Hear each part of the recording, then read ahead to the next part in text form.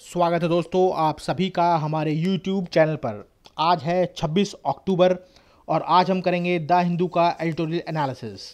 जो एक particular article है जो एनालिसिस के लिए योग्य है आज हमारे इस पूरी वीडियो में, वो है renewable energy revolution rooted in agriculture. Overall मैं आपको थोड़ा सा ब्रीफ कर दूं कि क्या है ये पूरा का पूरा आर्टिकल।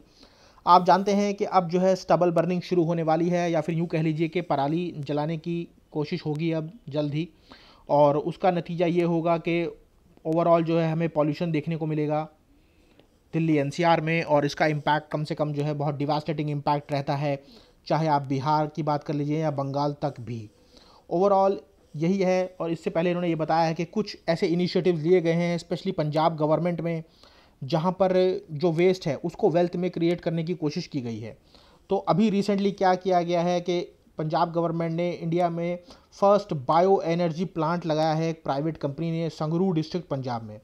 जो करेगी क्या, वो करेगी ये कि सारा जो पैडी स्ट्रॉ है, मतलब जो पराली वाला जो वेस्ट मटेरियल है, उसको कन्वर्ट करेंगे कॉम्प्रेस्ड बायोगैस में, और उससे क्या होगा कि एग्रीकल्चर वेस्ट जो है वो वेल्थ में कन्वर्ट हो जाएगा। तो ये है पूरा का पूरा इशू, और इसी के ऊपर जो है बताया गया है कि किस तरीके से वेस्ट को वेल्थ में क्रिएट किया जा सकता है।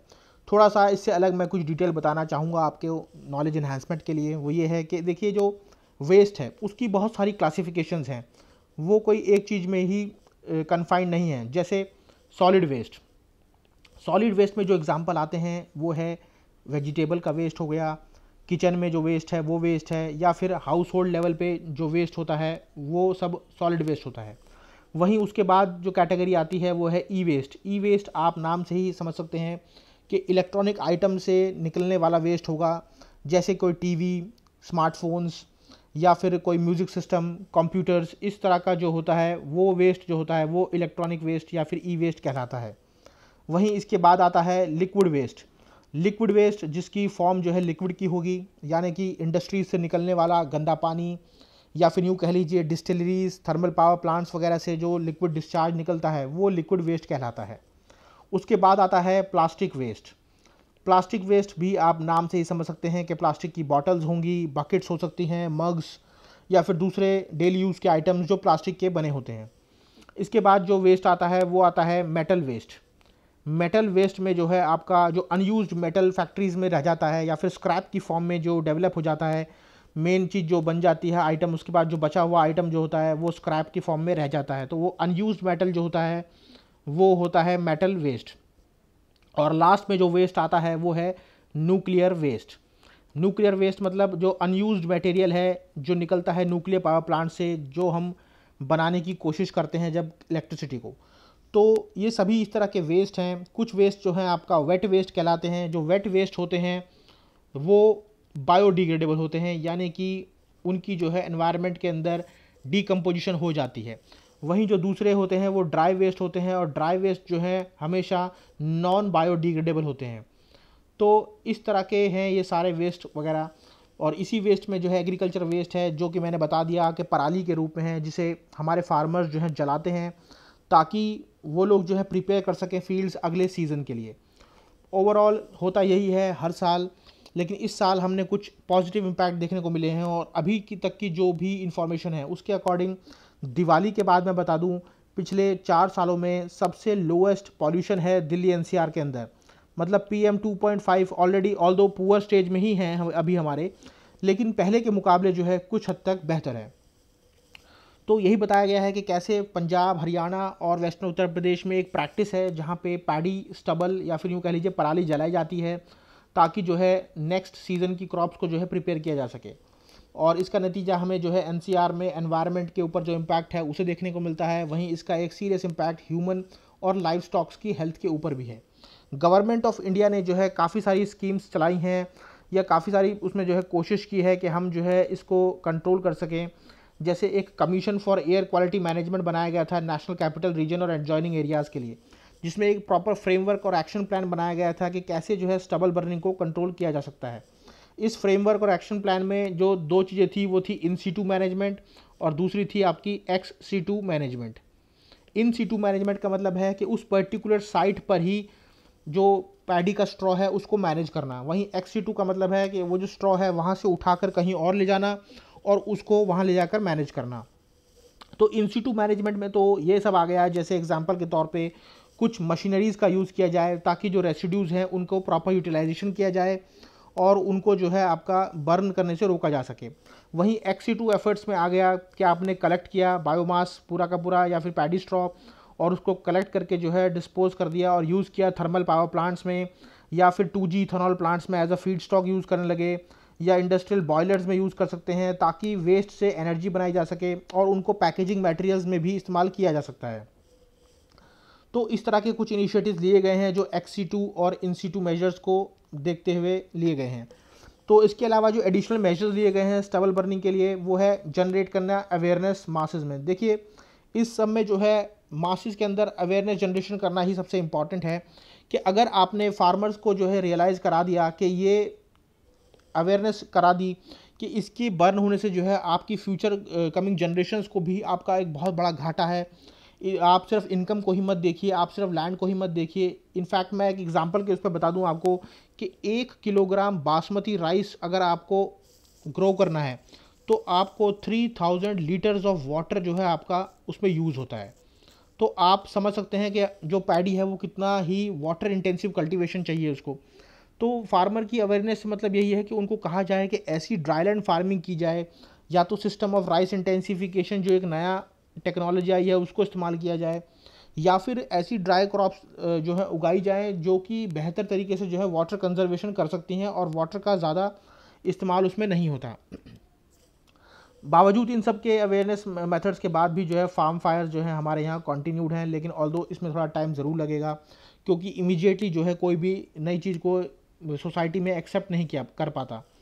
तो यही बताया गया है। फर्दर जो राइटर हैं वो ये बताना चाह रहे हैं कि नीति आयोग ने जो है फूड एंड एग्रीकल्चर ऑर्गेनाइजेशन को अप्रोच किया था और उनके साथ मिलकर एक्सप्लोर किया था कुछ ऑप्शंस कि कैसे कन्वर्ट किया जा सकता है पैडी स्ट्रॉ को स्टबल में और स्टबल को इनटू एनर्जी में ताकि एक्सी2 मेजर्स को भी लिए जा सकें और एक्सी2 मेजर्स जो है मदद करें इन सीटू प्रोग्राम्स के जो गवर्नमेंट ने जो है आपके चलाए हैं, जहाँ पे एक्सी2 का मतलब मैंने आपको बता दिया है कि कलेक्शन करना, स्टोरेज करना और फिर फाइनली उनको यूज़ करना प्रोडक्टिव मेथड्स के लिए, स्पेशली रिन्यूएबल एनर्जी की प्रोडक्शन के लिए।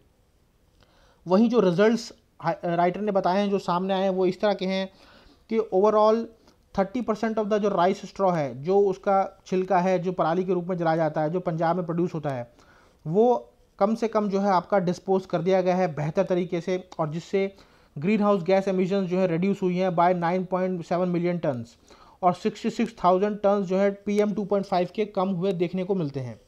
वहीं जो इससे फ़ायदा हुआ है वो ये है कि फार्मर्स ने 500 रुपये से लेके 1500 रुपये पर टन के हिसाब से कमाई की है जो उस राइस स्ट्रॉ के ऊपर जो उन्होंने सेल कर दिया था इन कंपनीज़ को जिन्होंने आपका बायो मास से जो है इलेक्ट्रिसिटी बनाई है।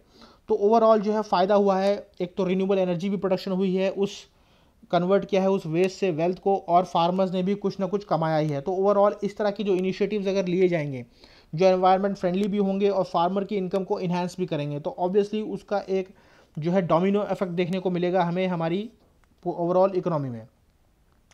तो इसके बाद जो है राइटर बताते हैं कि एक और इनिशिएटिव लिया था गवर्नमेंट ने जिसका नाम है sustainable alternative towards affordable transportation.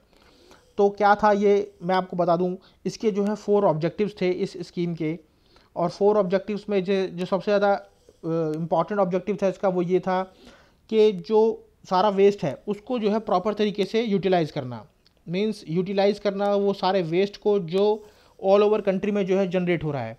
Further second ये था कि इंपोर्ट के ऊपर जो डिपेंडेंस है वो हम कम कर सकें क्योंकि अगर हम यहीं से एनर्जी प्रोड्यूस कर लेंगे तो हम इंपोर्ट नहीं करनी पड़ेगा हमें बहुत सारा ऑयल फॉर फ्यूल या फिर दूसरे चीज़ों के लिए, तो इसके लिए इंपोर्ट डिपेंडेंस में भी ये काम आएगा। तीसरा है कि जॉब क्रिएशन में भी ये हेल्प करेगा। आप देखिए कि नई चीज़ें बन रही हैं, नया जो है टेक्नोलॉजिकल फ्रेमवर्क तैयार हो रहा है तो ऑब्वियसली कुछ नई वैल्यू चेन्स और सप्लाई चेन्स भी इम्प्रूव होंगी। जैसे इसमें एक बायो CNG प्रोजेक्ट बना है तो ऑब्वियसली ओवरऑल जॉब क्रिएशन होंगी, नए लोगों को जो है जॉब मिलेगी। फर्दर जो चौथा ऑब्जेक्टिव था इसका वो था कि वेहिकुलर एमिशन को जो है रिड्यूस करना। तो ओवरऑल इन 4 मिशंस को लेके जो है ये sustainable alternative towards transportation scheme को जो है लाया गया था और ऐसा माना जा रहा था कि अगर ये स्कीम को प्रॉपर तरीके से हम वो करेंगे तो इसमें एंटरप्रेन्योरशिप के भी ज़्यादा मौके मिलेंगे फार्मर्स को, और ओपन बर्निंग जो है राइस स्ट्रॉ की कुछ हद तक जो है लगाम लगेगी उसके ऊपर। वहीं इस पूरे के पूरे प्रोसेस से जो हम पूरा का पूरा राइस स्ट्रॉ जो है डिकम्पोज करते हैं और इंडस्ट्रीज़ के अंदर कॉम्प्रेस बायो सीएनजी प्लांट्स में इसके अंदर जो बायो प्रोडक्ट है इसका वो निकलता है फर्मेंटेड ऑर्गेनिक मैन्योर। ये फर्मेंटेड ऑर्गेनिक मैन्योर भी बहुत काम की चीज़ है और हम इसको जो है यूज़ कर सकते हैं अपनी एग्रीकल्चर में। और एक इम्पॉर्टेंट चीज़ मैं इसके लिए बता दूं कि हमारे देश में जो है फॉस्फोरस की जो लगातार हम कल्टीवेशन कर रहे हैं उससे फॉस्फोरस जो है हमारे सॉइल से गायब होता जा रहा है। तो अगर ये ऑर्गेनिक मैन्योर जो है लगाया जाएगा, क्योंकि इसके अंदर से एक प्रोडक्ट निकलता है जिसका नाम है डाइजेस्टेट। ये डाइजेस्टेट जो है आपका बहुत ही काम की चीज़ है और इसके अंदर एक ऐसी एबिलिटी है कि ये रेप्लेनिश कर देता है फॉस्फोरस को जो सॉइल से जो है धीरे धीरे गायब हो रहा है। तो उस तरह से जो है काफ़ी फ़ायदा होगा इंडिया में कल्टीवेशन के फील्ड में भी। वहीं जो बहुत सारे बेनिफिट्स जो हैं सटर्ड स्कीम के बाद जो है आए हैं सामने निकल के, वो ये हैं कि 1 एकड़ से जो यील्ड एनर्जी आउटपुट हुआ है वो कम से कम जो है 17,000 रुपये का हुआ है। आप देखिए कि 1 एकड़ में जितना भी पैडी स्ट्रॉ था उसका जब इस्तेमाल किया गया एनर्जी निकालने के लिए तो 17,000 रुपये की एनर्जी जो है वहाँ से निकाली गई है। तो ये एक आइडियल एग्जाम्पल है कि वेल्थ फ्रॉम वेस्ट अप्रोच का, और इसी को कहते हैं सर्कुलर इकोनॉमी। सर्कुलर इकोनॉमी आप सभी ने ये वर्ड सुना होगा। मतलब सर्कुलर इकोनॉमी का मतलब होता है कि वेस्ट को यूज़ करके एक अच्छी चीज़ बनाना। और इसमें जो है 3 प्रिंसिपल यूज़ होता है 3R का। 3R मतलब रेड्यूस, रीयूज़ और रिसाइकल। तो इस प्रिंसिपल के ऊपर बेस होती है सर्कुलर इकोनॉमी। वहीं अगर हम इसको कंटिन्यू रखेंगे, जैसा कि मैंने आपको बताया कि रिप्लेनिश कर देगा सॉइल्स की फॉस्फोरस को, और हमें जो है सिंथेटिक फर्टिलाइज़र्स का यूज़ भी नहीं करना पड़ेगा, हमारा डिपेंडेंस कम हो जाएगा उन केमिकल फर्टिलाइज़र्स के ऊपर। तो ओवरऑल इसका जो है एक बहुत ही विन विन सिचुएशन जो है हमारे सामने निकल के आएगी, जिसके बहुत अच्छे बेनिफिट्स होंगे, चाहे वो एनवायरमेंटल बेनिफिट्स हों या रिन्यूएबल एनर्जी हो। इनफैक्ट वैल्यू एडिशन होगा इकोनॉमी में और फार्मर की इनकम और सस्टेनेबिलिटी भी इम्प्रूव होगी। तो ओवरऑल ये जो है एक रूरल इकोनॉमी के लिए जो है गेम चेंजर बनकर साबित होगा, इसमें कोई शक नहीं है। वहीं इसके अलग से मैं आपको बताऊं कि जो एग्रीकल्चर रेसिड्यू है या कैटल डंग है या म्यूनसिपल सॉलिड वेस्ट है, अगर हम इसको कॉम्प्रेस्ड बायोगैस में जो है कॉमर्शियल स्केल पे यूज़ करें तो इसके हमें बहुत ही ज़्यादा फ़ायदे होने वाले हैं। सबसे पहले तो ये है कि वेस्ट मैनेजमेंट जो है अच्छी तरीके से हो जाएगा। जो भी वेस्ट हमारे घरों से निकलता है, हाउस होल्ड से निकलता है, फैक्ट्रीज से निकलता है या फिर रास्ते में पड़ा रहता है, उसको जो है प्रॉपर तरीके से मैनेज करना है। और जो लोग दिल्ली वगैरह में रह रहे हैं वो जानते हैं कि आज़ादपुर में जो है एक बहुत बड़ा कूड़े का ढेर बना हुआ है, हीप ऑफ डंप बोलते हैं जिसे। और इसको जो है अगर यूटिलाइज़ किया जाए प्रॉपर तरीके से कॉम्प्रेस बायोगैस प्लांट्स के अंदर, तो इससे जो है बहुत अच्छी एनर्जी प्रोड्यूस होगी और उस एनर्जी का जो है हम प्रॉपर तरीके से इस्तेमाल भी कर सकते हैं अपनी दिनचर्या में। वहीं पर जो सारा वेस्ट है उसकी भी मैनेजमेंट हो जाएगी। वहीं एडिशनल रेवेन्यू बनेगा आपका फार्मर्स के लिए, और जो गवर्नमेंट की जो कोशिश है डबल करने के लिए इनकम, वो डबल भी हो पाएगी फार्मर्स की। वहीं तीसरी चीज़ जो है रूरल एंटरप्रेन्योरशिप को जो है एक अच्छा सा बूस्ट मिलेगा, और इसके साथ साथ जो है जो रूरल इकोनॉमी है वो भी प्रमोट होगी। वहीं आप जानते हैं कि इंडिया के कुछ कमिटमेंट्स हैं नेशनल लेवल पे कि हम जो है अपने जो ग्रीन हाउस गैस एमिशंस हैं उनको कम करेंगे 2070 तक। तो वो कमिटमेंट्स भी पूरे हो जाएंगे, स्पेशली पेरिस डील वाले जो कमिटमेंट्स हैं वो समझ लीजिए आप। वहीं जो हमारा रिडक्शन है, इंपोर्ट करते हैं हम ऑयल और नेचुरल गैस को, वो भी हमारा कम होगा और उससे हमारा जो ऑयल का जो इंपोर्ट बिल है वो भी कम हो पाएगा। वहीं जो फ्लक्चुएलिटी और वॉलेटिलिटी जो बार बार देखने को मिल रही है, प्राइस फ्लक्चुएशंस ऑयल में या क्रूड ऑयल में, उस पर भी लगाम लगेगी, क्योंकि इस तरह का यूजेज इतना नहीं होगा। तो ऑब्वियसली इसका जो बेनिफिट है वो ओवरऑल जो है नीचे तक जाएगा, डिसेंट्रलाइज होगा और प्राइस फ्लक्चुएशंस कम होगी, वॉलेटिलिटी कम होगी, डिमांड भी हमारी कम होगी, हम जो है ज़्यादा से ज़्यादा मूव कर जाएंगे ग्रीन एनर्जी के ऊपर। तो ओवरऑल जो है इस तरह के बेनिफिट्स जो है हमें देखने को मिलेंगे अगर हम इस टेक्नोलॉजी का इस्तेमाल करते हैं और टेक्नोलॉजिकल तरीके से पूरा का पूरा इसको मैनेज करते हैं और कहते हैं कि वेस्ट से हम वेल्थ बनाने के लिए कमिटेड हैं। तो यही था इस आर्टिकल में। इस आर्टिकल के लिए इतना ही है ये आज का आर्टिकल। इसी तरह के आर्टिकल के एनालिसिस के लिए लाइक कीजिए, शेयर कीजिए और सब्सक्राइब कीजिए हमारा चैनल।